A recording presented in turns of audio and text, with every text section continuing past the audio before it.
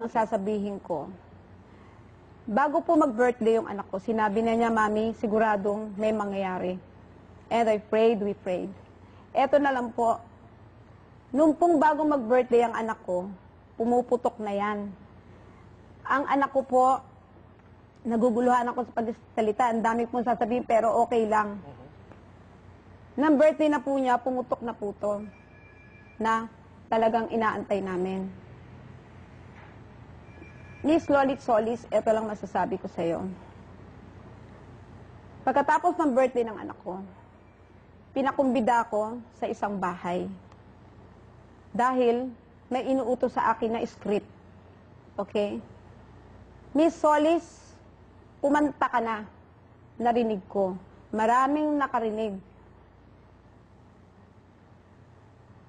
Ikaw lang ang nakakaalam nun. Tinawagan ka rin na kagalang-galang ni Bong Revilla. At sinabi mo, ayoko na rin sabihin, abogado na lang po. Ngayon, Miss Solis, alam ko na ang ginawa mo kay Katrina Halili is scripted. Sinabi mo rin yan, huwag ka nang tumanggi. Miss Solis, eto Cruz, nakita ko sa damit mo na nag-meeting tayo. Ganitong-ganito, mas maganda pa yun sa'yo. Pwede ba dasalan mo? Ang ginawa mo kay Katrina Halili is in-script mo kung kailan iiyak, kung anong aartihan. Sinabi mo yan. So, hindi ko alam kung sinong kasabwat mo rito. Ayoko magsalita. Attorney na lang po. Alright. So, ang akin lang po, Miss Katrina Halili, nabili na yung arte mo. Sabihin ko sa'yo, Miss Katrina, ikaw ang naglulun sa anak ko sa droga. Alam din namin yan at sinabi ko na lang sa lawyer. Alam na rin ng lawyer yan. Ang anak ko, katino-tino.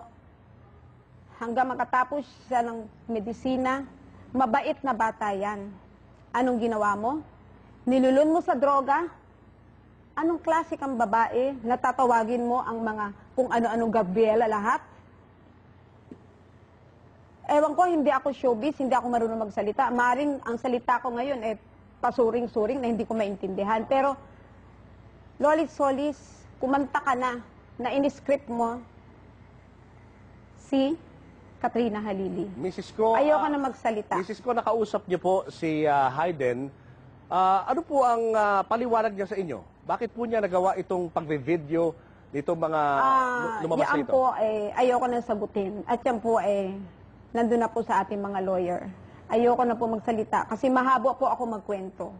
Hindi sapat ang oras natin. Ano naman po ang inyong reaksyon dito po sa investigasyon na nagagawin ng Senado at ang investigasyon ginagawa ngayon ng NBI tungkol dito sa pangyayari na ito?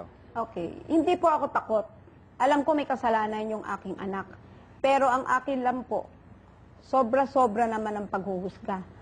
Bakit hindi mo natanungin kung saan ang punot dulo nito? Ako po, gusto kong umiyak. Ay, hindi ho ako nag-aarte, hindi ho ako artista.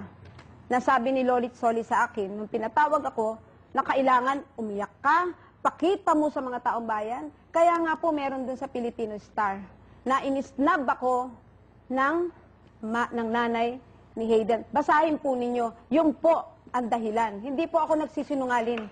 Andito po ang cross sa harap ko. I'm just telling the truth. Alright. Na ito ho ay orchestrated ni Miss Lolit Solis Okay. na very powerful. And ayoko na po magsalita. Okay. Yun lang po ang masasabi ko. Ma'am, medyo kulang na po tayo sa oras, Okay. pero very briefly, siguro ano pong gusto sabihin nyo sa lahat dahil nagkalat na lahat ng video po? Kahit konti lang po, ma'am, bago tayo magpaalam.